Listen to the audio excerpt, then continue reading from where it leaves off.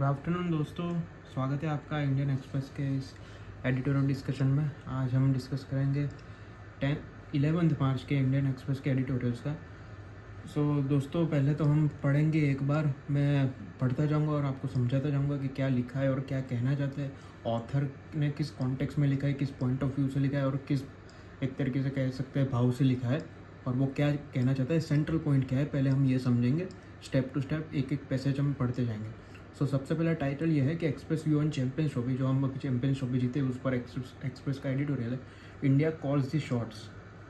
Okay, मतलब India सब कुछ डिसाइड कर रहा है, अब इंडिया ही सब कुछ डिसाइड कर रहा है वर्ल्ड क्रिकेट में, तो उसी पे है पूरा ये एडिटोरियल। पहले हम पढ़ते हैं एडिटोरियल, पूरा समझते हैं और उसके बाद टाइटल भी डिस्कस करेंगे। सो लेट्स रीड थरली ना। मैं एक के बाद एक पैराग्राफ रीड कर रहा हूँ और फिर समझाता जाऊँगा आपको कि वो क्या है कहना चाह रहा है। शुरुआत यह है कि not too long ago Australia was globally expected gold standard of cricket. It was what the world aspired to reach but failed to. The Aussie had the biggest stadium influence at the ICC, lethal pacer, cool captain and a trophy cabinet overflowing with world cups. तो कहना क्या चाहता है कि बहुत समय नहीं हुआ कि जब एक समय ऑस्ट्रेलिया क्रिकेट पर डोमिनेट करता था, जहाँ तक लोग पहुँचना चाहते पर पहुँच नहीं पाते थे। उनके पास सबसे बड़ा स्टेडियम था, ICC पर उनका कंट्रोल था, पेस बॉलर थे, बहुत बड़े बड़े कैप्टन थे, कूल कैप्टन थे, फियरलेस कैप्टन थे और ट्रॉफीज से भरी हुई उनकी कैबिनेट, मतलब ट्रॉफी वो लोग जीते थे। They had the well-oiled assembly line that kept producing cricketer who influenced the traumatic defeats to their rivals at ICC finals, like the bubble burst defeat of India at Ahmedabad 23 world cup. उनके पास वो ऐसे cricketer produce करते कि लोगों को shock देते थे, जैसे कि हमें भी शॉक दिया था, हमारा बबल सारे टूट गए थे सपने 2023 world cup final. That time seem to have turned, वो सिचुएशन अब बदल गई है। Now India is where Australia used to. They now have the stadium that is bigger than the MCG, जो नरेंद्र मोदी स्टेडियम है अहमदाबाद में, a much larger talent pool and also cricket's Eldorado the IPL। मतलब हम IPL हमारे पास है, हमारे सब, अब हम ऑस्ट्रेलिया की जगह आ गए हैं, टाइड टर्न हो गया। The tide seem to have turn, this is the one kind of phrase, idioms phrase, tide seem to have turn. Okay, बस सिचुएशन अब बदल गई है, अब हमारे पास बड़ा स्टेडियम है, बड़े बड़े खिलाड़ी है और हमारे पास IPL है। अब आगे, with Sunday's champions trophy time, India tick 2 important boxes mandatory to be bona fide cricket super power. पहला, by winning 2 of the last 3 ICC event, India flaunted their newly cultivated winning habit, and by compelling the world to travel to Dubai for a tournament hosted by Pakistan, they showed us who calls the shot। मतलब जो वो कह रहा है उधर कि अब हम सब कंट्रोल कर रहे हैं, तो उसके लिए 2 इंपॉर्टेंट चीज़ क्या है आपको सुपर पावर बनने के लिए। तो ये एक, पहला तो ये है कि हमने ICC इवेंट जीती लास्ट 3 में से 2 T20 वर्ल्ड कप और चैंपियनशिप। दूसरा, हमने लोगों को, दूसरी टीमों को मजबूर किया है दुबई आने के लिए, मतलब वी कॉल द शॉट, हम ही सब कुछ डिसाइड कर रहे हैं। दैट इज़ कि ये हमारा इन्फ्लुएंस है वर्ल्ड क्रिकेट पर। ये दिखा रहा है ये 2 पॉइंट कि हमारे कहने पर लोग आए, पाकिस्तान में नहीं गए, दुबई खेलना है, और दूसरा कि हम क्रिकेट में भी हम लोगों से आगे। कि क्यों आगे? क्योंकि 2 ICC इवेंट जीते। So that is 2 important boxes mandatory to be cricketing super power, वो एक्सप्लेन किया है ऑथर ने। Now next paragraph, India's problem historically has been picking the sharp shining needles in the big hashtag. उसका मतलब क्या है कि हमारा प्रॉब्लम पहला क्या था कि इतने बड़े टैलेंट पूल में से सबसे अच्छे लोगों को कैसे चुने। That is the meaning, sharp shining needles in the big hashtag. इतने सारे लोगों में से वो शार्प शाइनिंग नीडल, जो चमकती हुई सुई कैसे हम ढूंढें, मतलब चमकते हुए सितारे कैसे ढूंढें। तो वो कैसे इंश्योर हुआ कि BCCI ecosystem has reached every Indian town. Now the IPL talent scouts were going further ahead on dusty village road. IPL के कारण BCCI हर एक इंडियन टाउन में पहुंचा। The selection committee headed by Ajit Agarkar, Rohit Sharma and former and present coaches Rahul Dravid and Gambhir got it right. The balance of the squad and the working, मतलब वो क्या कहना चाह रहे हैं कि एक तो ये है कि IPL के कारण हम गाँव तक पहुँच पाए और नए टैलेंट को हम चूज़ कर पाए हैं।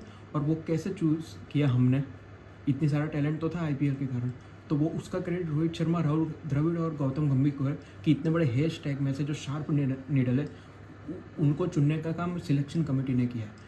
अब IPL के कारण गाँव तक हमारा इकोसिस्टम पहुंचा है, पर उनमें से बेस्ट लोगों को कैसे चुनना उसका काम मैनेजमेंट का है, और उसमें है अजित अग्रकर, रोहित शर्मा, राहुल द्रविड़, गौतम गंभीर गॉट इट राइट। उन्होंने अच्छे लोग चुने। फिर उन्होंने एक्सप्लेन किया कि स्क्वाड का बैलेंस क्या था। That is all this technical thing, ये टेक्निकल बात करें तो balance of the squad and the working relationship with seniors give the team solid spine. There is also continuity. For the last couple of years, close to 10 players have been regulars. Though who lost the 23 World Cup were seen on the podium last year at T20 World Cup and now at Dubai for Champions Trophy. Unlike in the past, the egos of India's cricketing greats or the presence of big ticket coaches haven't impacted the cohesiveness of the team on the field. मतलब कि एक team में continuity भी है, ऐसा नहीं है कि T20 में अलग टीम खेल रही है, वनडे में अलग टीम खेल रही है. जो पिछले T20 वर्ल्ड कप या पिछले ODI वर्ल्ड कप में थे वही लोग इस चैंपियंस ट्रॉफी में भी खेले. मतलब कि कंटिन्यूटी है, ठीक है. और दूसरा कि जो बड़े बड़े लोग हैं ईगो, उनके भी मैनेज, उनके ईगो ने टीम एनवायरनमेंट पर असर नहीं किया. Cohesive sort of team on the field. मतलब उनके ईगोस ने जो झगड़े चल रहे थे अभी गंभीर के बीच में, रोहित शर्मा के बीच में, उनके झगड़ों ने यार ईगो ने परफॉर्मेंस पर कोई इफेक्ट नहीं किया. बट टीम मतलब ऑन फील्ड तो टीम एक ही रही है और टीम ने यूनिटी दिखाई है. तो ये दूसरी एक खासियत है कि स्क्वाड का बैलेंस अच्छा था और वर्किंग रिलेशनशिप भी अच्छा था सीनियर्स के साथ और कोचेस के साथ. Egos of India's cricketing greats and the presence of big ticket coaches, उनके बीच जो क्लैश था उसने ऑन फील्ड परफॉर्मेंस को इम्पैक्ट नहीं किया. हमने खेला तो अच्छा ही है. So that is two major positives also. तो उन्होंने एक्सप्लेन किया कि क्यों हमारा ये डोमिनेंस है, वही एक्सप्लेन करते जा रहे हैं. That is the central point. Okay, sorry.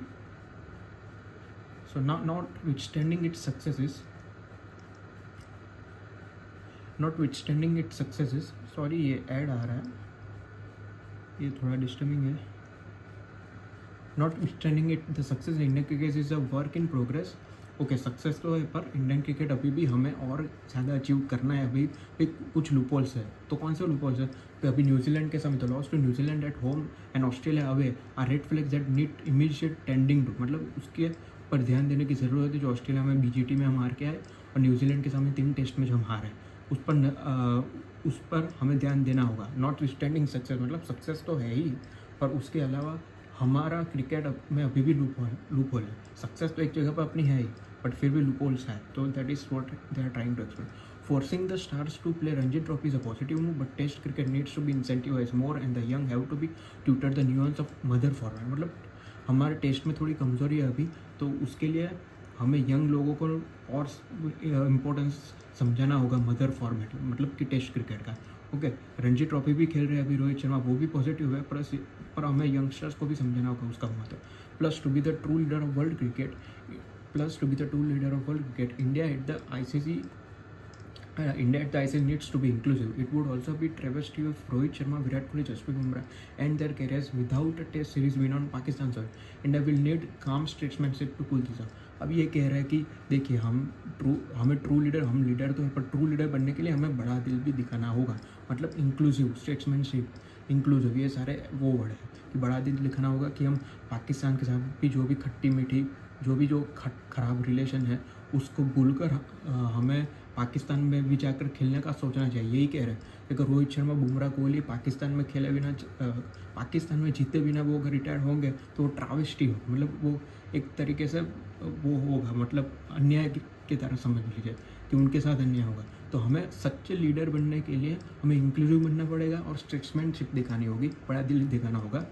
India will need calm statesmanship to pull this off. Means ये जो बड़ा क्रिकेट में डोमिनेंस, असल डोमिनेंस, मतलब रियल डोमिनेंस प्रूव करने के लिए हमें काम स्टेट्समैनशिप दिखानी होगी. टू पुल दिस ऑफ का मतलब तभी हम असली में true leader of world cricket हम कहलाएंगे. अगर हम काम स्टेट्समैनशिप दिखाएंगे, ये पाकिस्तान के साथ के झगड़े को भी बाजू पे रखकर हम पाकिस्तान के साथ खेलना शुरू करेंगे बायलैटरल सीरीज में. Okay, so that is all this whole editorial is about. देखिए टाइटल वही था ना कि इंडिया कॉल्स द शॉट, यही चीज़ है. चैम्पियंस ट्रॉफी के विनिंग मोमेंट, चैम्पियंस ट्रॉफी हम जीते, उस पर से एडिटर ने क्या सोचा कि मैं क्या लिखूँ कि भाई अब हम ही डोमिनेंट है, अब तो इंडिया ही डोमिनेंट है. जो हमारी जीत से एडिटर ने ये सोचा कि ये ओपिनियन बनता है हमारी जीत से कि अब तो हम ही शॉट्स कॉल कर रहे हैं, हम ही हमारे हिसाब से ही दुनिया चल रही है. एक तो खेलने में भी हम आगे कि लास्ट 3 में से 2 ICC इवेंट हम जीते, दूसरा हमारे हिसाब से लोग चल रहे हैं. तो ये पूरा ये एक्सप्लेन किया, हमारे हिसाब से लोग चल रहे हैं, ये पहले पैराग्राफ में था. फिर क्या क्या प्रॉब्लम्स हमको आए हैं उसको ठीक कैसे किया रोहित शर्मा, राहुल द्रविड़ ने. फिर वो ये एक्सप्लेन किया थर्ड पैराग्राफ में कि टेस्ट क्रिकेट में थोड़ी खामियां है उसको दूर करनी है, ओके। और फिर ये बोला कि हमें पाकिस्तान के साथ भी खेलना चाहिए बड़ा दिल दिखाकर। तो ये पूरा एक्सप्लेन किया गया पैसेज टू पैसेज। सो दोस्तों, कुछ भी कन्फ्यूजन हो आप कमेंट सेक्शन में मेंशन कीजिए। कोई वर्ड समझ में ना आए, लाइन समझ में ना आई, I will explain it to you. Thank you so much.